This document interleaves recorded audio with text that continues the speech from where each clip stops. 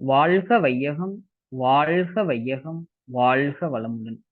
வேதாத்ரி மகரிஷி அவர்களின் நாள் ஒரு நச்சிந்தனை. நாள் மார்ச் 4. தலைப்பு மனதின் 10 படிகள். உடலை இயக்குவது உயிரின் வேலை. அதனை பாதுகாத்து அணு அடுக்கு சீர்குலையாமல் தடை வரும்போது, அதை உணரும் போதும், மனமாக விரியும் போது உணர்ந்த தடையை நீக்க முயல்வது உயிரின் 2வது வேலையாகும். தடையால் உணர்ச்சி ஏற்படவே அதனை போக்க பொருள் அல்லது சூழ்நிலை அல்லது நட்பு வேண்டும். அப்போது தேவை உருவாகிறது. உணர்ச்சியாக மாறி நிற்பதும் தேவையாக எழுந்து நிற்பதும் உயிர்தான். தேவை ஏற்படவே அதனை சமன் செய்ய முயற்சி தோன்றுகிறது. முயற்சியின் காரணமாக செயல் மலர்கிறது. செயலானது இயற்கை ஒழுங்கமைப்பின்படி விளைவு தருகிறது. விளைவை உயிரானது அனுபவமாக பெறுகிறது. அனுபவத்திலிருந்து இன்ன செயல் செய்தால் இன்ன விளைவு வரும்.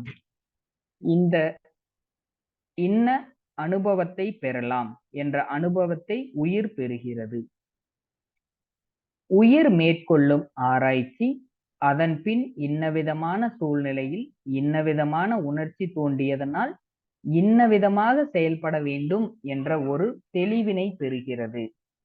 இறுதியாக எல்லாவற்றையும் தொகுத்து ஒரு முடிவினையும் உயிர் செய்து வைத்துக் கொள்கிறது.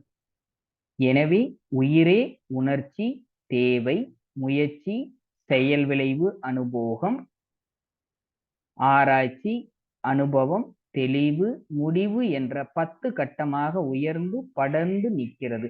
எனவே உயிரானது படர்க்கை நிலை ஆற்றல் தான் மனம். ஆங்கிலத்தில் psyche extension of the life energy is mind எனலாம்.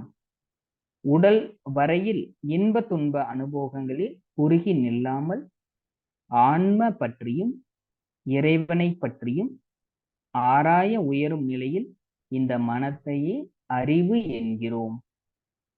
வாழ்க வளமுடன். அருட்தந்தை.